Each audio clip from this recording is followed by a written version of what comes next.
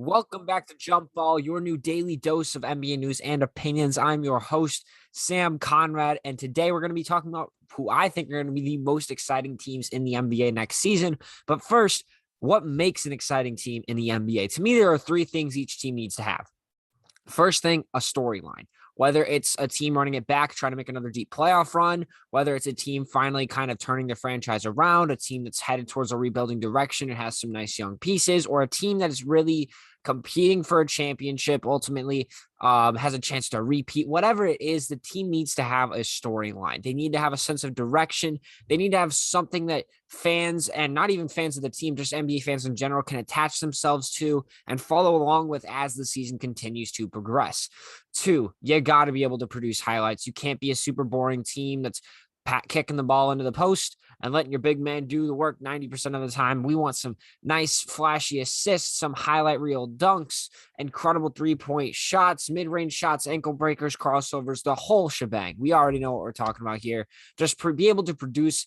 It doesn't have to be a crap ton of highlights, but be able to produce some nice highlight plays that people can at least enjoy and get really excited about when they're watching this team. And then also they need to be a competitive team or have an underdog attitude, right? They can't be the 15th seed in the entire NBA. They can't be the 14th seed, in their conference, not in the entire NBA. They can't be the worst team in the NBA or like the second to last seed in their conference. We want a team that has potential to make the playoffs or maybe make the second round or conference finals or finals, whatever it is, a team that's at least competitive or even better than that, which is kind of why I put that backslash right there.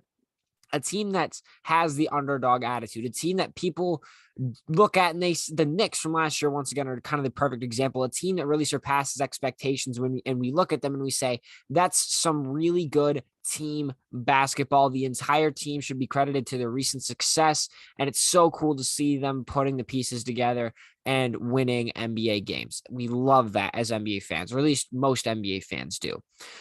So those are basically the three pieces of criteria that I'm fitting all NBA teams into today. And I want to give some honorable mentions before I list my top 7 today, which is going to be the Nets and the Lakers. Overall, they're going to have some very exciting rosters because they have 3 of the best players, in the entire league on each of their rosters. But A, those are kind of obvious picks. B, they may be so good that it's kind of boring to watch them next season because we're like, okay, they're going to win this game. They're going to win this game. They're winning a championship. We already know what's going to happen, all that sort of stuff. Right. So it's kind of like, it's not that exciting because there's no surprise to it. Right. So they're going to be pretty exciting on the court, but there's not really much to look forward to outside of some highlight plays.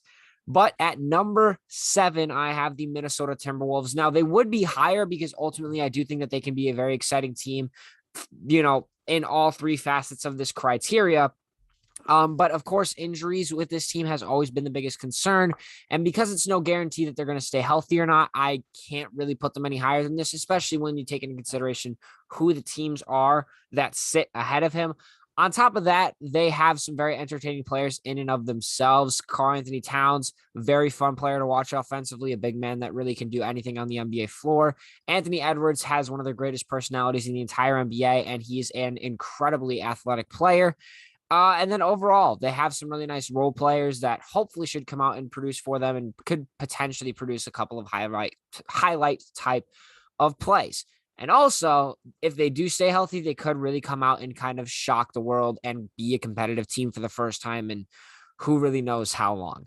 At number 6, I have the Houston Rockets. Now, overall, I honestly wasn't sure if I was going to put this team on the list, but because of the amount of young talent and the amount of good young talent it looks like they have in the just even the past 2 seasons is, in my opinion, reason enough to put them on here. Overall, I don't think that they're going to have a ton of the storyline aspect, or not the storyline aspect, the competitiveness aspect. This team is probably not going to be winning many games throughout the season just because the West is so competitive and they're still a young team that's improving. But they have a lot of highlight reel players, or a lot of players that, in my opinion, should be able to produce some highlight reels. They have Jalen Green. They have Kevin Porter Jr. They have Kenyon Martin Jr., guys that are high flyers that are, capable of producing some insane dunks overall, just guys with really high verticals. That's going to be very important for producing highlights, but they're also good offensive players as well. Not really Kenyon Martin Jr. The other 2 guys are, though. And then you combine that with Alperen Sengun. You also put Josh Christopher's name in there. You have Christian Wood. You have, if you want to say Jayshawn Tate, you have Jayshawn Tate and John Wall. Overall, a lot of pieces that should be able to produce some nice highlight reel plays that should be fun to watch on the NBA court. And overall, this is this is a new direction for the team, right? They're moving on from the James Harden era and into the potentially Jalen Green era. Very exciting era of basketball, hopefully, for this team, and it's really cool to see. At number 5, I do have the New York Knicks. I want to be able to bring you guys more than just some people talking, but I don't know if that's going to happen. So I'll just keep this very brief. We already saw what they came out and did last year. So overall, as far as exceeding expectations or surprising us goes next year, I really don't think that we're really going to see much of it. But I do think that bringing Kemba Walker in is a pretty nice piece for them to add to the roster. He's going to be able to add a new dimension to the team offensively because they didn't have a ton of it last year. RJ Barrett and Emmanuel quickly could see some improvement next season. And overall, it's just, honestly, the NBA is better when the Knicks are better. And they're just a very exciting team to watch. I'm not sure how to phrase it. They're very exciting. I don't know how to say it. They're not a one-man show. Everybody is a pretty equal slice of the pie on this team, and that's very cool to see, in my opinion. It's just something that everybody likes to root for, and I personally really love it.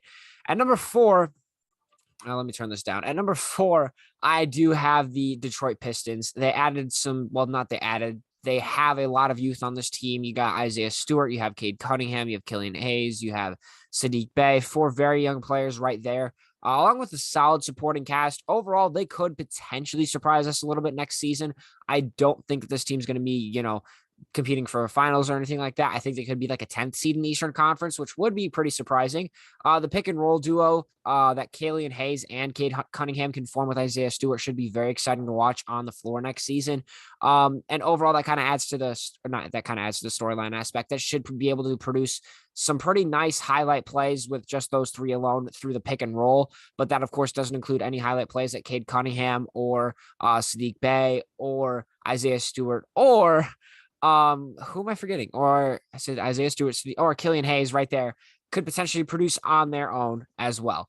So they have a little bit of a storyline going for them. They're turning around the Detroit Pistons franchise after years and years and years of average play, to say the least. And pretty exciting team to watch overall. Some nice young pieces that should be able to produce, once again, some highlight plays on the NBA floor. Now we move into the top 3, and I really love this top 3. I don't think it gets better than any of these 3 teams as far as being fun teams to watch next season. And at number 3, I have the Charlotte Hornets. Now, overall, as far as highlight plays go, there's no team that's going to and will produce more than the not the LaMelo Balls, the not the Detroit Hornets, the Charlotte Hornets next season. You have LaMelo Ball, who's an insane, flashy playmaker. He's extremely young. Everybody loves him as one of the most famous young stars in the entire NBA already. Miles Bridges, high-flying dunker. Kelly Oubre Jr., also a high-flying dunker. Terry Rozier continues to improve and is just a very good, hard-nosed point guard that is also pretty athletic in his own right, but produces a lot of highlight reel plays with his shiftiness on the NBA court. PJ Washington Jr., overall, a pretty athletic player. Nice lob threat and three-point shooting, stretch big man for this team as well. Gordon Hayward is coming back from injury, adding a little bit to that storyline aspect of hopefully seeing him come back and he is healthy and maybe he can once again produce at an all-star caliber level like he was doing before he got injured. And this team should definitely be competitive in my opinion. I think they're going to make the playoffs for sure. They're at least capable of doing so. And overall, I think that they can surprise a lot of people and upset a lot of teams during the regular season next year. Going to be some very good basketball coming from this team, and I cannot wait to see it. The only reason that they don't rank higher is because the 2 teams ahead of them really have pretty much all boxes checked in every single way possible. Whereas also the Hornets themselves don't really have a ton as far as storyline goes. This team was basically not an 11th seed, basically a 10th or 9th seed last year, and I don't think that they're going to get too much better than that. So overall, they don't have a ton going for them in that aspect, but just the amount of highlights that this team can produce on the NBA court, that combined with Gordon Hayward coming back from injury, and with the fact that they should get a good amount of upsets next season and definitely be a competitive team. Definitely just an excellent recipe to make an exciting team to watch and follow in the NBA. At number 2, I have the Chicago Bulls. They made some really nice additions in the offseason that should hopefully help them finally turn things around after years of mediocrity, because even with the improvements of Zach LaVine and some relatively okay drafting, it still just hasn't been enough to help this team even really make the playoffs or be a competitive team whatsoever in the league. But they made the trade for Nikola Vucevic at the deadline last year. They bring in DeMar DeRozan, they bring in Lonzo Ball, and they still have some nice young pieces that could continue to improve. This team is definitely going to be exciting, to say the least. They have the storyline there. They're finally turning things around and should hopefully be a playoff team next season. They have a crap ton of highlight reel plays coming our way as NBA fans, in my opinion. High flying players in Zach LaVine, Derek Jones Jr., Alex Caruso, and DeMar DeRozan. Lonzo Ball is a phenomenal full court playmaker that is capable of producing a lot of highlight reel assists.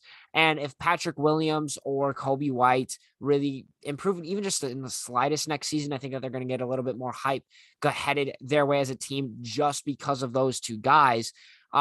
Overall, this team should be very fun to watch. And then, of course, they're going to be a very competitive team, at least during the regular season.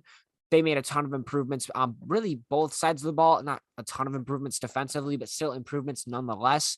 Overall, they should be very dangerous. They have a lot of depth, a pretty good amount of firepower overall, and they should be very fun to watch in all aspects of the game. But nothing really beats the number 1, in my opinion, Golden State Warriors. You have the storyline. They're finally coming back, potentially competing for a championship, or at least getting close to it next season, or at least they can get close to it next season. Klay Thompson should be coming back from injury after 2 years off of the NBA floor, right? Then you also have the fact that they have a ton of young pieces on this team, or at least more than people really give them credit for. Jordan Poole really kind of broke out last year and could continue to improve next season as a really good sixth man. On top of that, Jonathan Kuminga has looked phenomenal throughout the summer league, and I think that Moses Moody is a perfect fit for this team going into the next season. So the young guys should be able to produce a lot of highlight plays. You have Stephen Curry, who is potentially the most fun player to watch in the entire NBA as a whole.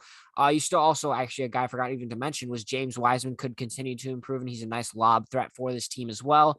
Overall, they have a lot of young guys. They have a lot of guys coming back. They're potentially extending the dynasty. Hopefully, maybe it's not next season, but it could be 5 to 10 years from now. This team is once again just on top of the league, and nobody can take them down. And this is going to be seen as that turning point where they're finally beginning to improve.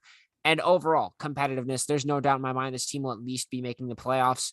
They should hopefully, be a top 5 seed in the Western Conference, but the West is very, very stacked. So if that doesn't happen, I'm not going to give them too much fault for that, especially because I don't think Klay Thompson's going to be as good as we're all hoping he is next season.